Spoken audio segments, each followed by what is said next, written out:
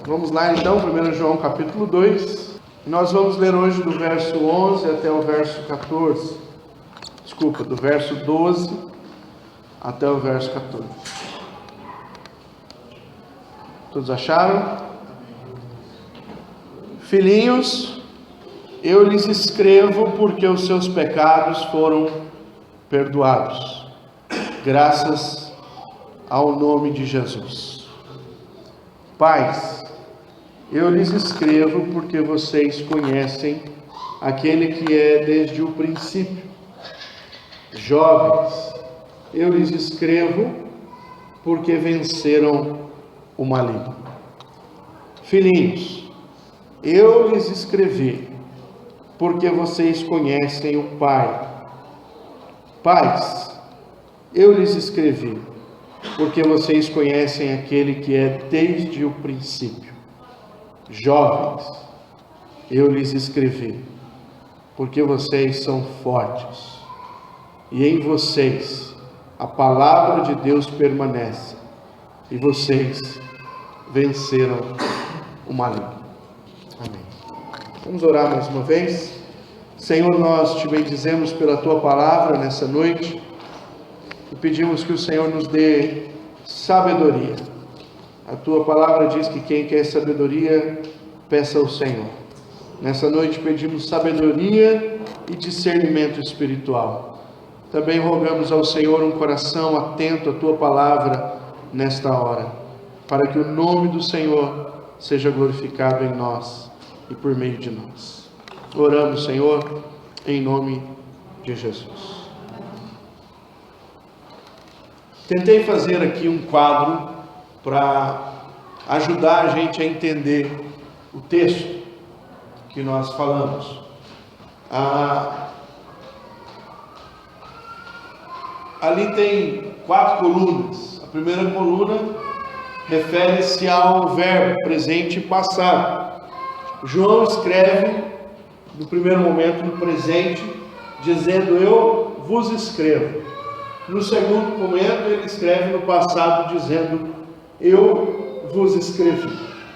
João divide em 3 categorias, que são as 3 outras colunas, para quem ele está endereçando isso. E ele colocou ali uma forma de identificar essas pessoas, como filhinhos, como pais e como jovens. No primeiro momento ele diz aos filhinhos: eu escrevo a vocês. Por quê? Porque os vossos pecados estão perdoados. No segundo momento ele diz: eu escrevo a você porque vocês conheceram o Pai. Aos pais ele escreve: eu escrevo a vocês porque vocês conheceis aquele que existe desde o princípio. E no segundo momento ele repete exatamente a mesma coisa: porque conheceis aquele que existe desde o princípio. Aos jovens ele escreve no primeiro momento: eu vos escrevo porque vocês têm vencido o maligno. E no segundo momento parece que ele dá uma amplitude a isso, dizendo: porque vocês sois fortes e a palavra de Deus permanece em vós e tendes vencido o maligno. Então nesta noite, pegando essa desenvoltura de João, aonde ele usa uma ilustração para o desenvolvimento espiritual, a relação do desenvolvimento humano, ele usa 3 fases da vida que nós podemos identificar: crianças, jovens e adultos. Então os filhinhos, crianças, os jovens mesmos, e os pais, adultos. Só que isso, João não está querendo referir-se à ideia da vida social dessas pessoas, ou como elas são conhecidas no ambiente da igreja. Mas ele está fazendo uma referência à posição espiritual dessas pessoas dentro da igreja. Então nós vamos entender aqui que João usa uma ilustração para mostrar o nosso desenvolvimento. Sabemos, irmãos, que o ser humano está sempre se desenvolvendo. Nós sempre estamos aprendendo coisas novas. Nós sempre temos uma amplitude de informações das quais nós muitas vezes não conhecemos. Em um bate-papo com uma outra pessoa, você pode adquirir um novo conhecimento a respeito de algo que você não sabia, ou do mundo, ou daquela pessoa, ou de qualquer uma ciência. Os seres humanos, nós somos ao mesmo tempo professores e aprendizes.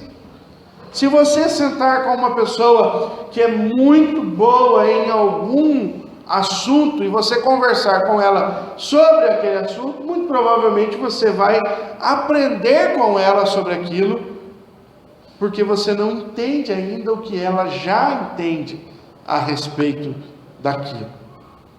Somos então professores e alunos, e assim também nós aprendemos como seres humanos a lidar com novas situações. O ser humano, ele é muito perspicaz e ele é muito ativo em lidar com uma situação nova na sua vida. O ser humano, ele sabe se adaptar, né? Qualquer um de nós aqui, por exemplo, se for morar em um lugar, uma roça, por exemplo. Esses dias nós estávamos indo lá para fazer o pico da Danta lá, e subir o pico, e aonde você passa lá, não tem nada, né? Depois da cidade que não é quase nada, Monteiro Lobato, fica pior ainda lá para trás, que não tem quase nada mesmo. Monteiro Lobato é isso aqui. Depois que passa daquela cidadezinha ali no centrinho do Monteiro Lobato, é estrada, você vê uma casa aqui, uma casa colar, e a gente estava no carro, e aí, eu viria morar aqui. Eu falei, jamais eu viria morar aqui. Mas eu gosto porque eu gosto de que não tem nada, eu gosto de levantar e olhar para o nada. Eu falei, não, eu gosto de ver gente. Eu ia ficar horrorizado num lugar desse aqui. Levanta, cabra de um lado, vaca do outro, galinha, não me dou com esse negócio. Tem gente que já sabe, mas vamos supor que se nós tivéssemos que morar num lugar desse, por exemplo, eu sei que o leite vem da vaca, mas eu uso lá em casa o leite que eu abro assim e coloco no copo. Na roça você tem que ordenhar a vaca. Alguém aqui já ordenhou a vaca? Eu nunca. Já ia sair no prejuízo. Mas sei que eu sou capaz de aprender. Eu iria ter que fazer o roçado, como o povo antigo diz, né? Os mineiros. Nós temos que ir para o roçado. O que é o roçado? É as plantações. Alguém aqui já plantou alguma coisa? Alguns iriam se dar muito bem. Outros já nem tanto. Eu já plantei algumas coisas, mas pergunta, eu gostava? Não. Plantei porque meu tio plantava e me levava para plantar com ele. Mas não gostava da experiência. Mas se eu for morar num lugar que tem que fazer um roçado, eu posso me adaptar. Porque o ser humano, ele faz o quê? Ele se desenvolve. Ele desenvolve habilidades. Tudo que você pensa que é capaz de fazer, pode ser que você consiga fazer. Talvez você possa dizer, eu não consigo fazer isso. Realmente você pode não conseguir se não tentar.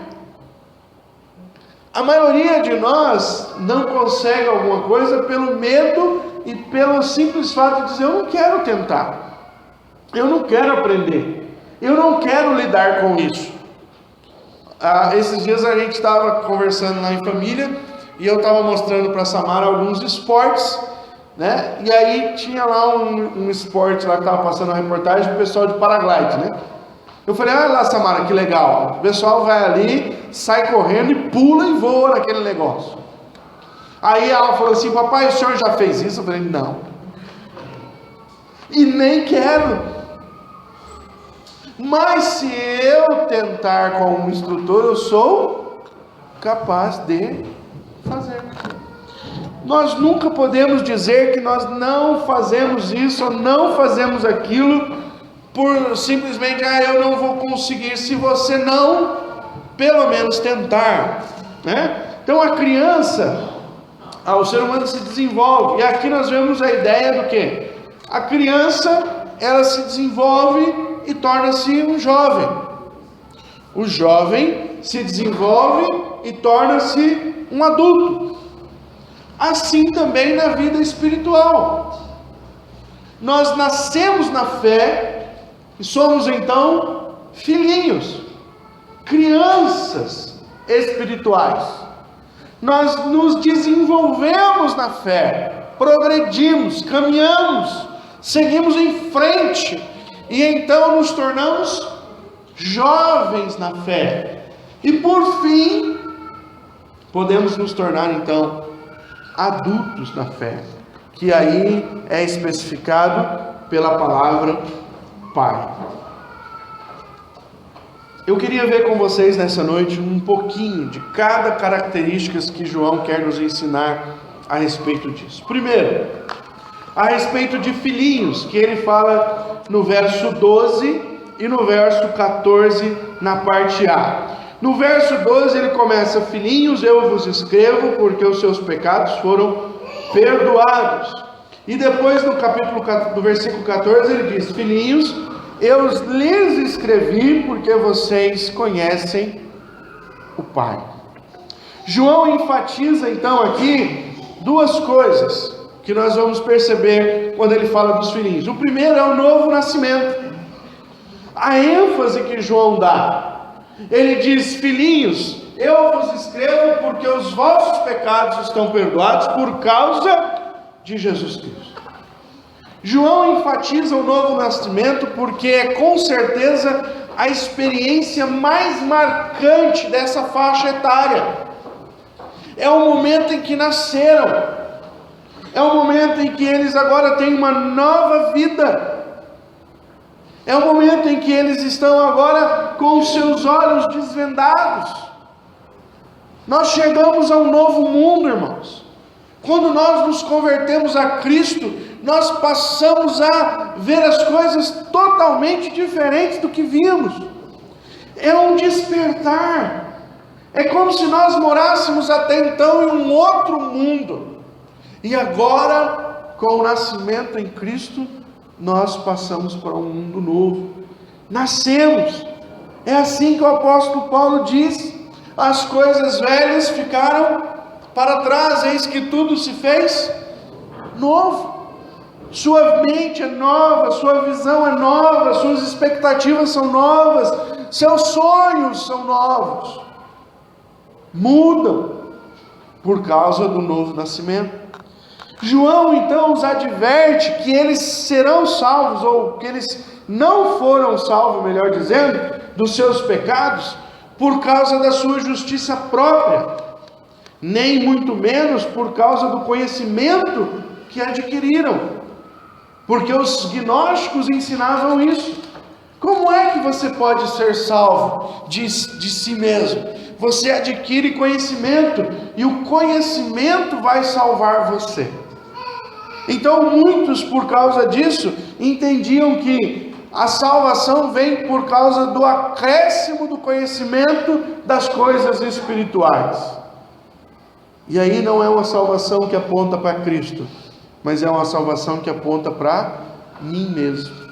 É a partir do que eu sei, é a partir do que eu conheço, é a partir do que eu faço, é a partir do meu desenvolvimento espiritual, é a partir do meu desenvolvimento intelectual. João diz que a sua filiação em Deus é competência única e exclusiva do nosso Senhor Jesus Cristo.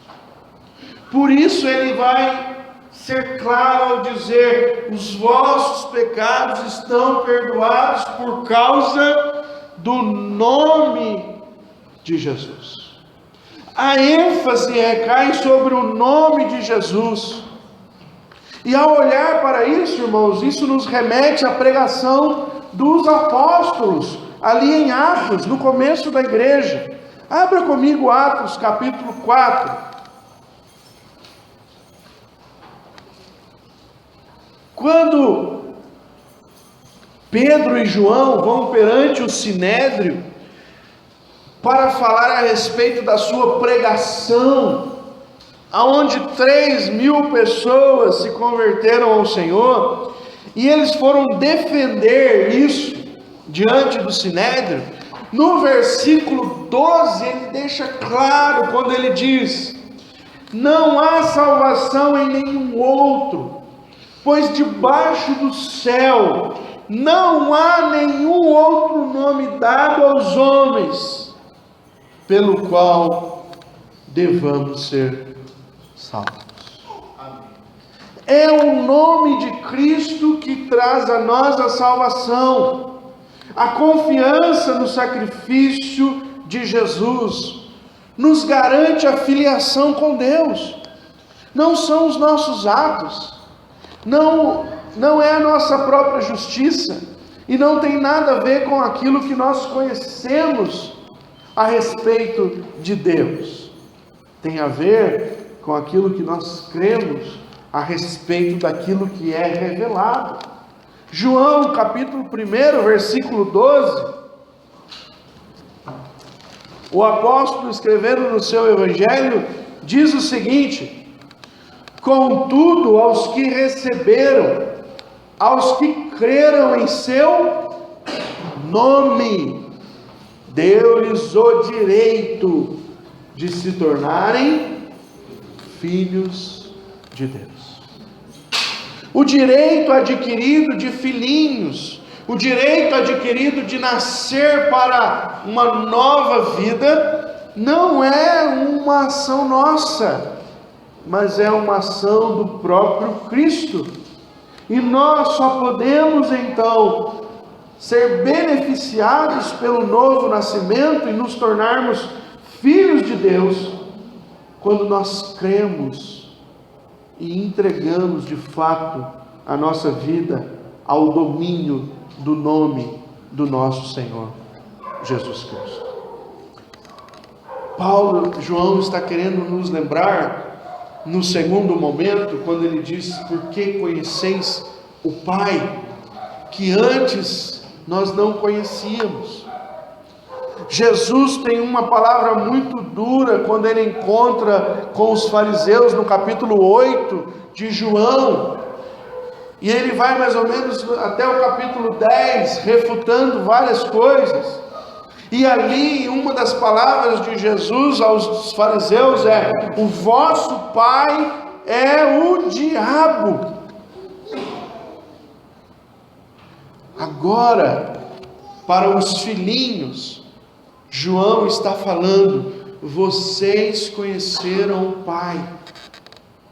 Paulo vai dizer que antes nós éramos inimigos de Deus, mas agora, por causa da graça de Deus e por causa do sacrifício de Cristo, nós podemos ser considerados filhos de Deus.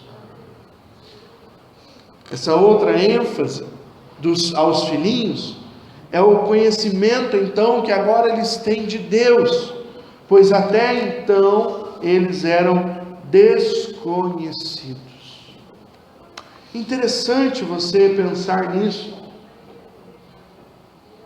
porque Deus diz, Jesus certa vez chamou aos seus discípulos e disse: olha, no último dia muitos virão à minha presença, e alguns dirão: Senhor, em teu nome expulsamos demônios, Senhor, em teu nome fizemos milagres, Senhor, em teu nome curamos enfermos, Senhor, em teu nome fizemos prodígios.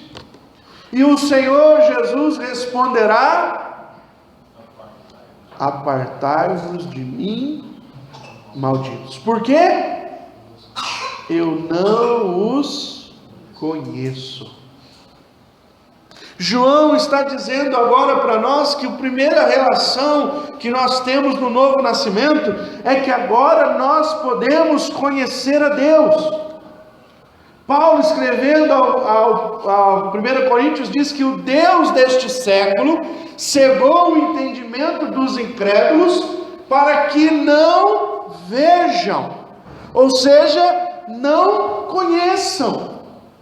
Quantas pessoas, irmãos, que nós vamos falar de Cristo e mencionar a palavra de Deus para eles, e a gente parece que falou grego, aramaico, hebraico, sei lá, chinês, mandarim, e você sai dali com a impressão de que o cara não entendeu nada, apesar dele ter feito assim todo o tempo com a cabeça. Porque o Deus deste século cegou o entendimento dos incrédulos.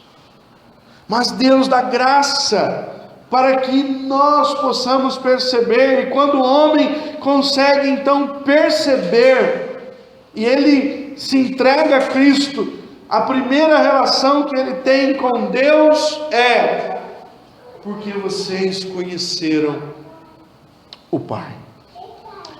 Interessante, irmãos, porque Jesus nos ensinou uma relação com Deus que sai da relação religiosa que o povo de Israel tinha antigamente. Quando se via Deus como santo, santo, santo, não que ele não seja, mas quando havia aquela distância, quando tinha aquela ideia de que o povo disse para Moisés: Moisés, vai lá você, fala com Deus e traz um recado para mim. Jesus mudou isso. E um dos princípios que Jesus nos ensina, que nós, quando nascemos de novo, conhecemos o Pai, é porque ao ensinar a orar, Ele disse: Deus nosso que estais no céu. Foi? Pai nosso que estás no céu. A relação agora é de alguém que tem uma afetividade, é de alguém que tem intimidade, é de alguém que não é mais inimigo, mas alguém que agora encontra a porta aberta. Hebreus vai dizer que agora nós temos um acesso livre ao trono do Pai. Enquanto antigamente o sacerdote, para entrar na presença de Deus, tinha que oferecer sacrifício por si mesmo, tinha que colocar uma vestimenta espiritual, tinha que entrar diante de Deus em uma santidade tremenda, ao ponto de usar nas suas roupas umas campainhas, para que o pessoal lá fora ficasse escutando. Se a campainha está mexendo, está vivo. Se a campainha parou de mexer, puxa ele para fora, porque o negócio deu errado. E ele foi fulminado pela presença de Deus. O sacerdote entrava com uma corda amarrada à sua perna, porque ninguém queria lá buscar o sacerdote morto, porque também morreria. Agora, Hebreus diz, nós temos um livre acesso diante de Deus. Livre acesso. Ao fecharmos os olhos e entronizarmos o nosso Deus, nós estamos na presença do trono do Senhor. Amém. Por causa do sacrifício de Cristo. Porque agora nós conhecemos como Pai. Porque nos foi garantido o direito de sermos filhos de Deus. Até então, eram desconhecidos, agora conhecem o Pai. Não partilhavam da presença de Deus, nem do seu Espírito Santo. Logo, irmãos, não podiam perceber como Deus é. Não viam Deus com clareza. Não conheciam o Todo-Poderoso. Agora, por causa da graça de Deus, o Espírito Santo abriu os olhos espirituais, e estes que não enxergavam, agora podem ver.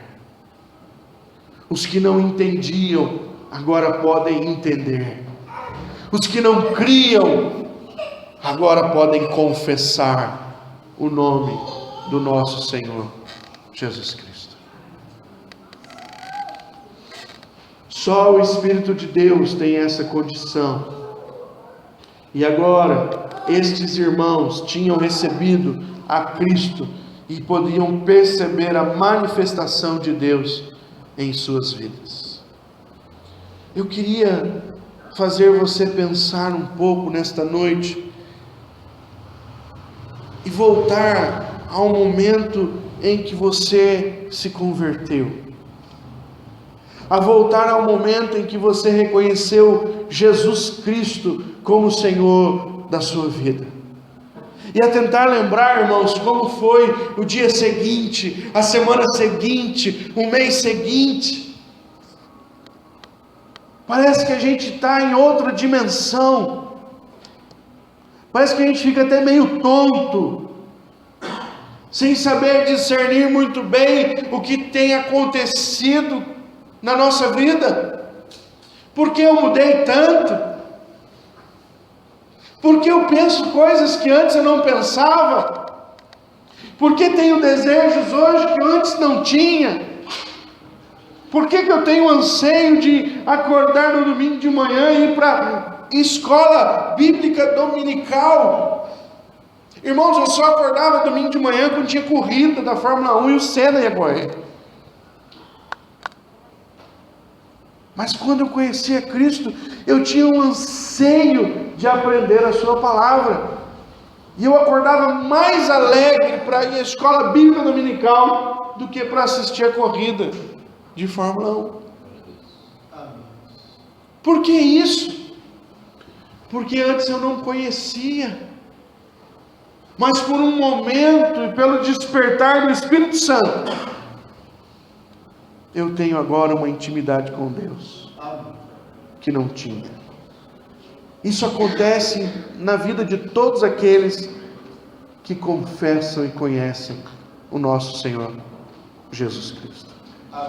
Então esse é o primeiro grupo, pessoas que saíram naquele momento, naquele instante, dias, meses, até 1 ano, 2 anos, eles estão ali ainda nutridos por essa presença do momento da sua conversão. Toda vez que eu penso na história de como eu me converti, eu me alegro do que Deus fez na minha história, de como Ele colocou pessoas dentro da minha casa para quebrantar o meu coração, de como Ele me levou a uma igreja que eu achei que eu nunca iria.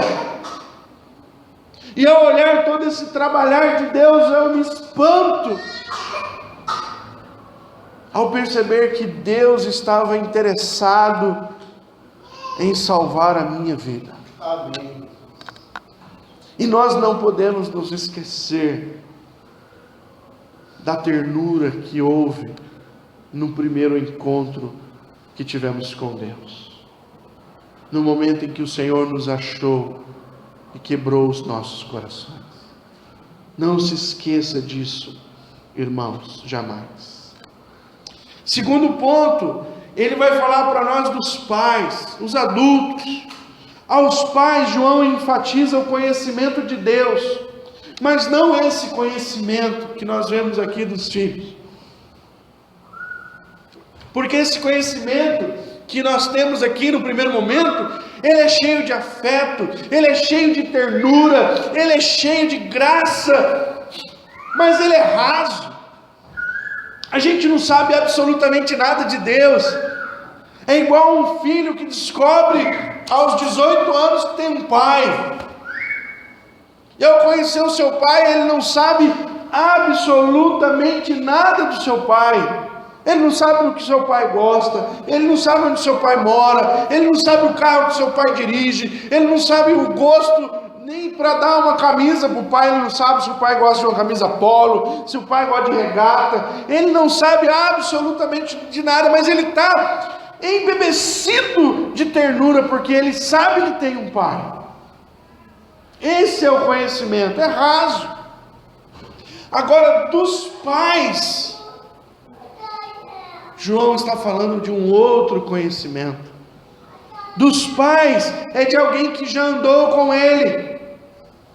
Aqui a ênfase se dá na maturidade espiritual, adquirida durante os anos de peregrinação com o Senhor, adquirido de momentos de oração, de momentos de meditação na palavra, de momentos da reunião da igreja, de momentos na obra do nosso Deus.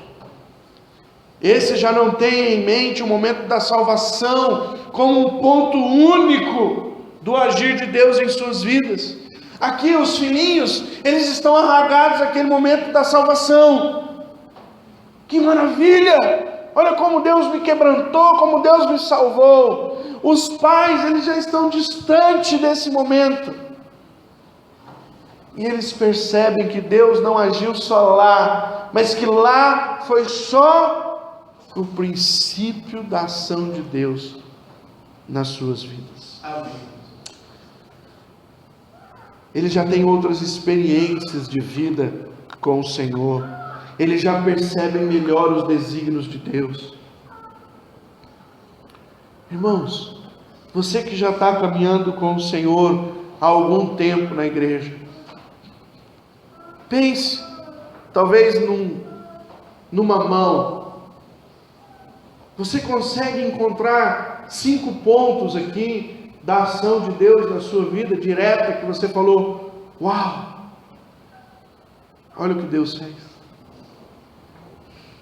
Olha que manifestação graciosa de Deus nesse dia. Olha que providência formidável de Deus aqui. Olha como Deus nos levou àquele lugar. Olha como Deus nos tirou daquela situação. Olha como Deus preparou isso. Olha como Deus estava ali. Os pais são aqueles que estão andando com Deus e conseguem perceber, por causa da sua maturidade espiritual, a presença de Deus em todo o tempo da sua vida. É possível entender os desígnios de Deus. É possível compreender aonde Deus deseja nos levar. Em 1 Coríntios, capítulo 13, verso 11, temos um relato de Paulo, quando ele menciona: quando eu era menino, falava como menino, sentia como menino, mas logo que cheguei a ser homem, acabei com as coisas de menino. O menino age impetuosamente, o menino age sem refletir, o menino age muitas vezes numa ação perigosa, num movimento perigoso. Ele não pensa muito para fazer as coisas. É por isso que menino cai, se esbolacha no chão. Você fala, meu Deus, como esse menino caiu desse jeito? É porque ele é menino. Ele não tem muita noção. Ele não sabe o perigo que ele corre. Criança põe o dedo na tomada mesmo. Ele não tem noção de que ali passa energia. Ele vai e faz, tem um buraquinho ali, por que não?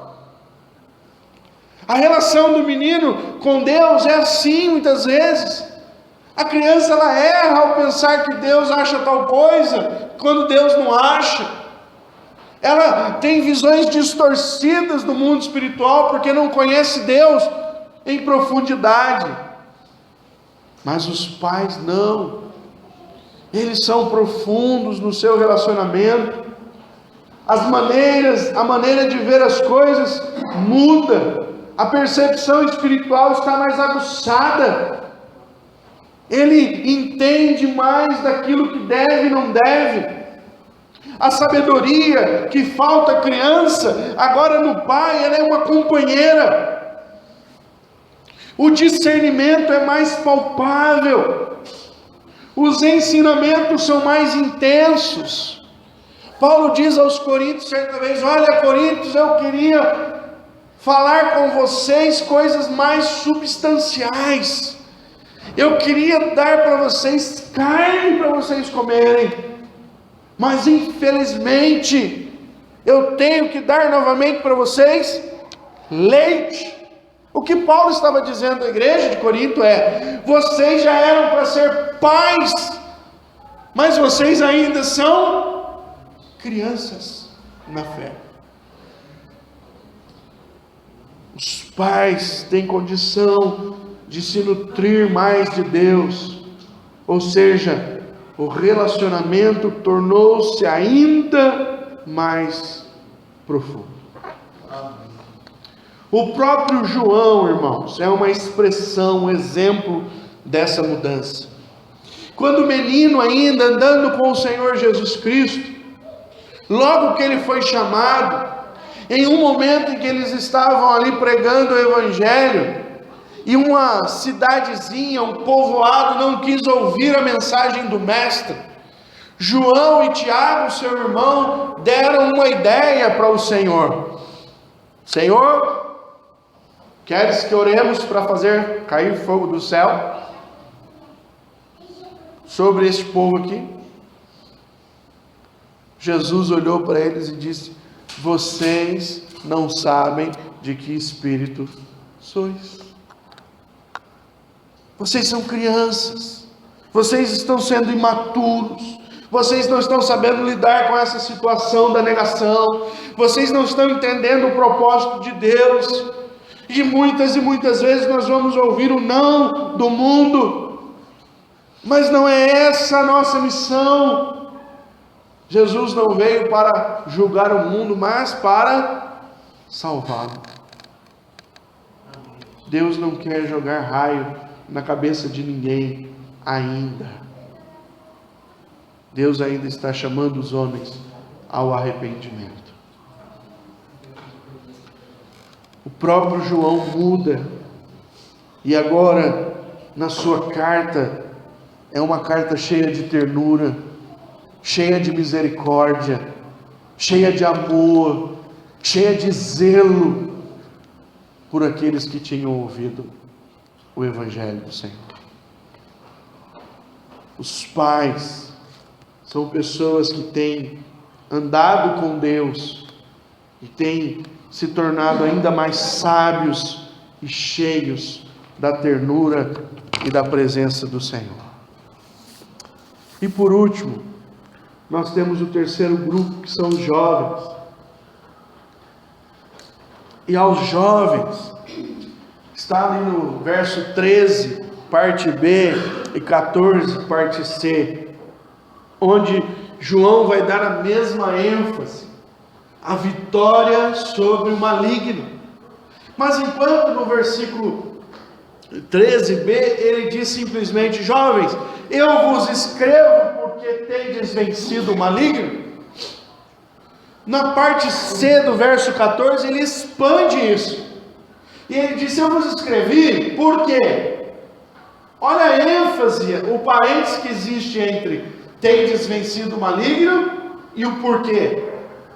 Sois fortes e a palavra de Deus permanece em vós, e aí sim, tendes vencido o maligno.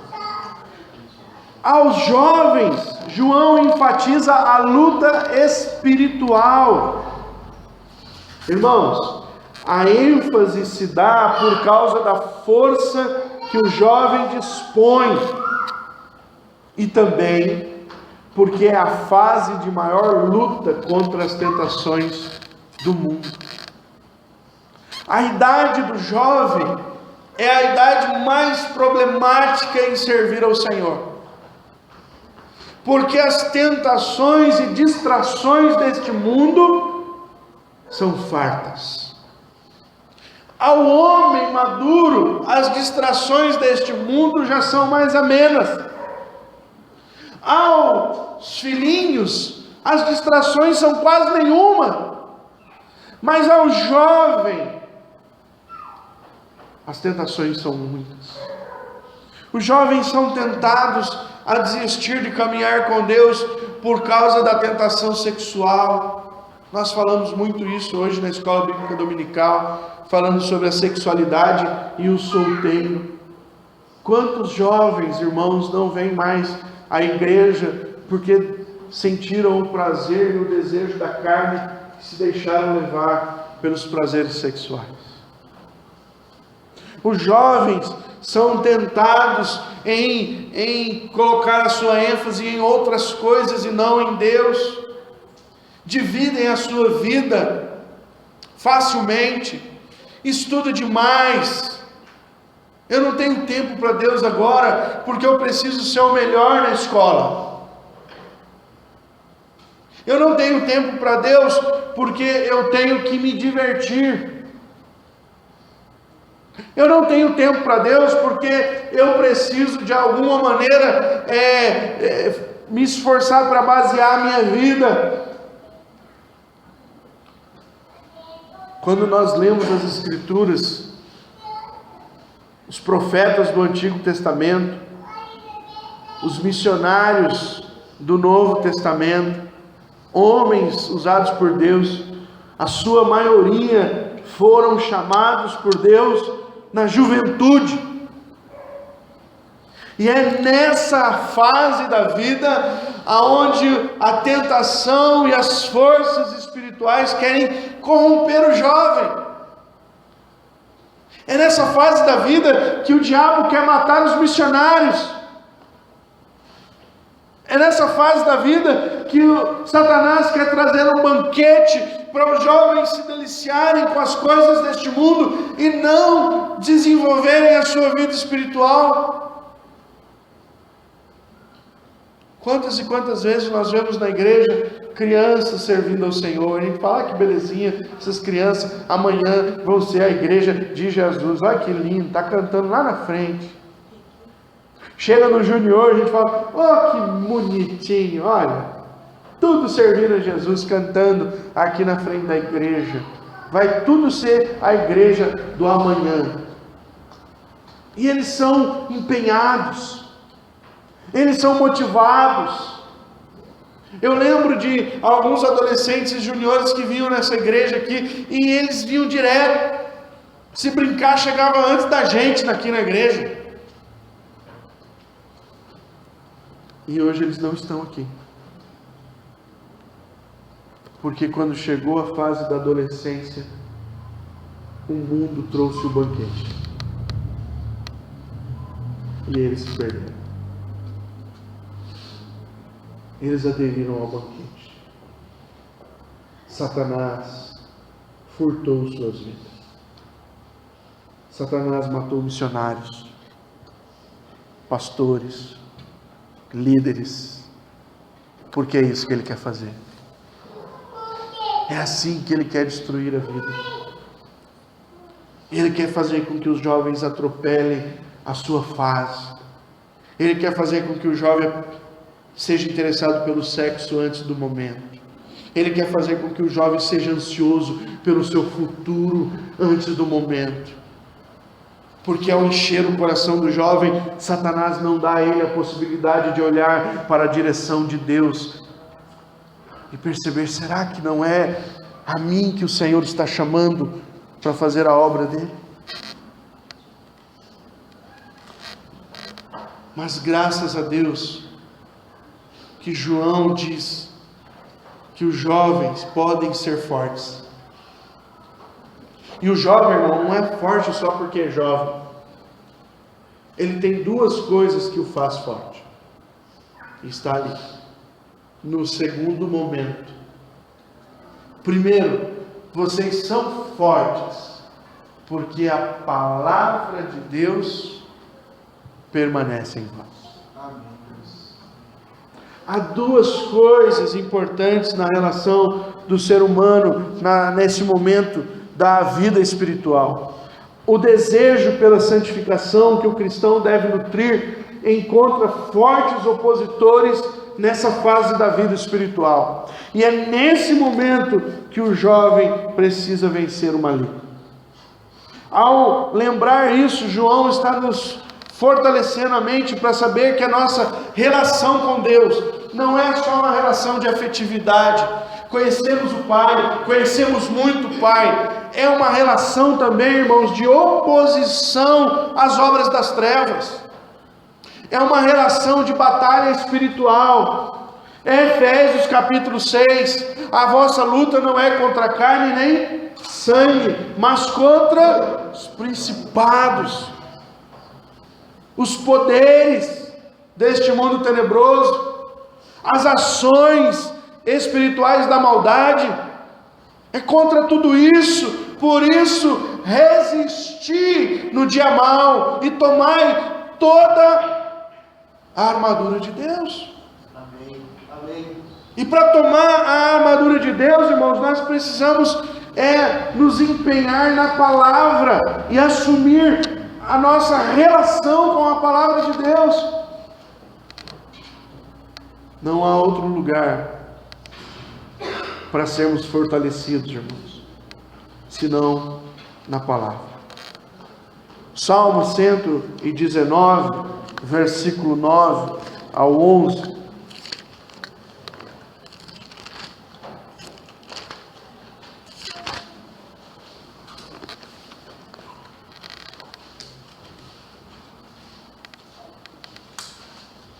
Como pode o jovem manter pura a sua conduta, vivendo de acordo com a tua palavra? Eu te busco de todo o coração, não permitas que eu me desvie dos teus mandamentos. Guardei no coração a tua palavra, para não pecar contra ti. A primeira relação que o jovem precisa é uma relação de submissão aos ensinamentos de Cristo. É a palavra que faz os jovens se tornarem firmes diante de Deus. É o respeito aos mandamentos de Deus. É o contato com o que a Escritura ensina. É a leitura diária. É o desejo de encontrar nas Escrituras o discernimento espiritual para a sua própria vida e conduta em todas as áreas da sua vida. Todas. Seja ela no relacionamento, por exemplo, onde a palavra de Deus diz ao jovem: não se ponha em julgo desigual. Quando um jovem diz não à orientação da palavra e encontra um relacionamento, um romance, uma menina ou um menino que não conhece a palavra de Deus, ele está se enfraquecendo, e quem está roubando esta vida é Satanás. Por quê? Porque só é forte se a palavra de Deus permanece em vós. Jesus disse isso aos discípulos em João capítulo 15. Se vós permanecerdes em mim e a minha palavra permanecerdes em vós, pedireis o que quiseres e vos será feito. A relação que nós temos com Deus é através da sua palavra. Aí sim, a segunda coisa que o jovem tem em si mesmo é vitalidade. O jovem ele tem disposição. Só que o jovem, se ele não está imbuído da palavra de Deus, a disposição que ele tem vai ser levado para outra coisa. Por exemplo, na igreja eu não vou não, mas se tiver um convitezinho agradável para alguma coisa, ele se dispõe. Hoje eu estou cansado, não vou na igreja. Mas se tiver alguma coisa que o agrada, ele pode estar cansado que for, ele vai atrás. O jovem tem disposição, mas a canalização dessa disposição, só Deus pode ajudá-lo, e então ele vai vencer o maligno.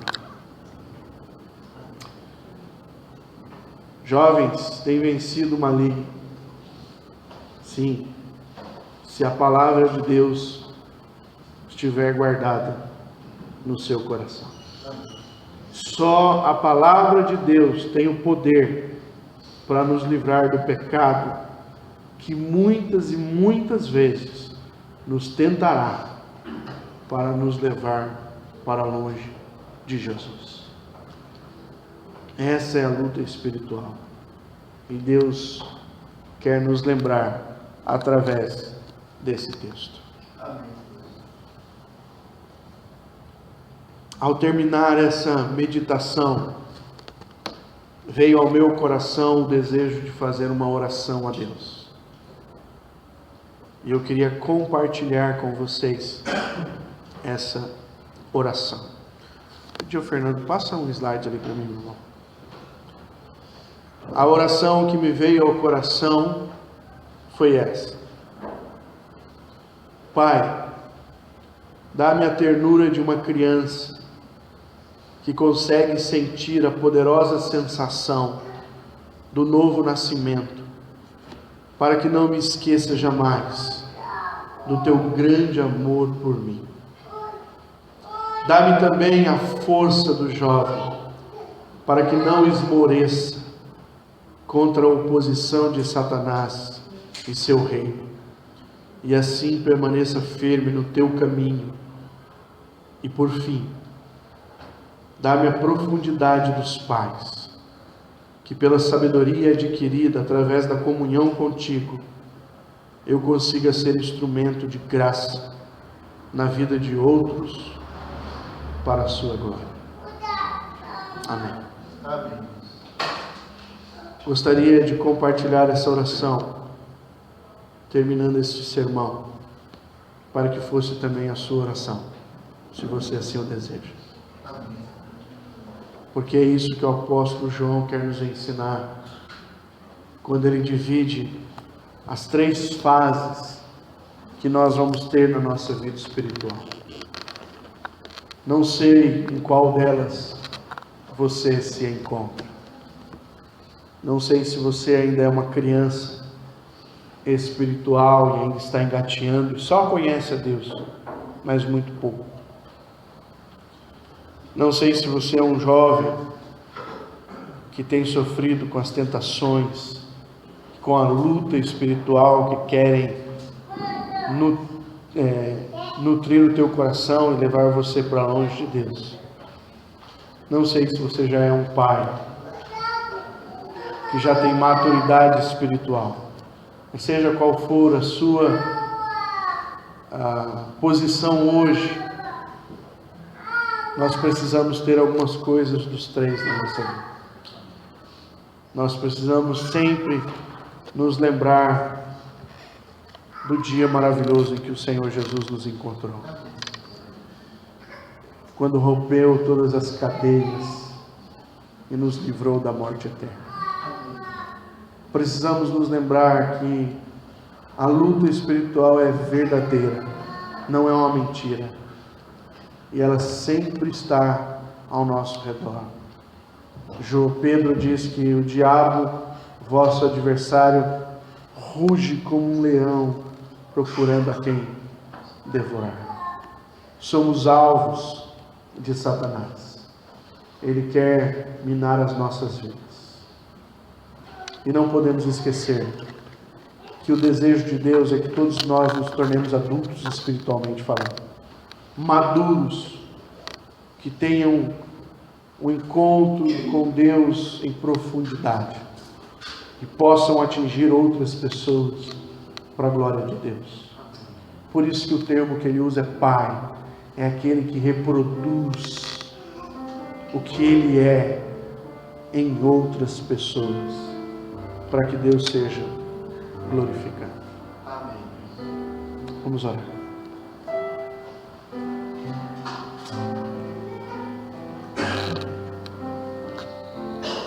Senhor, eu coloco a minha vida e a vida dos meus irmãos nessa noite em tua presença. Sabemos que o nosso caminhar contigo sempre será de desenvolvimento. assim como seres humanos nós nos desenvolvemos, assim também, Senhor, espiritualmente nós nos desenvolvemos. E eu oro, Senhor, pela minha vida e pela vida dos meus irmãos, para que o Senhor nos ajude a celebrarmos sempre a salvação em Cristo Jesus e nunca nos esquecermos do alto preço que o Senhor pagou e de como o Senhor nos tirou das trevas.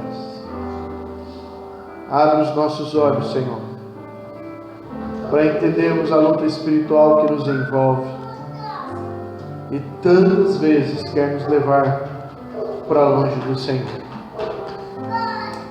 E dá-nos, ó Deus, a condição de nos tornarmos maduros espiritualmente e assim refletirmos o que o Senhor faz em nós, em outras pessoas, para que o Teu reino cresça, para que o nome do Senhor seja glorificado, e para que haja, Senhor, a manifestação da Tua graça, dia após dia, em nossas vidas. Nos abençoa nessa noite, é o que oramos, em nome do Teu Filho Jesus. Amém.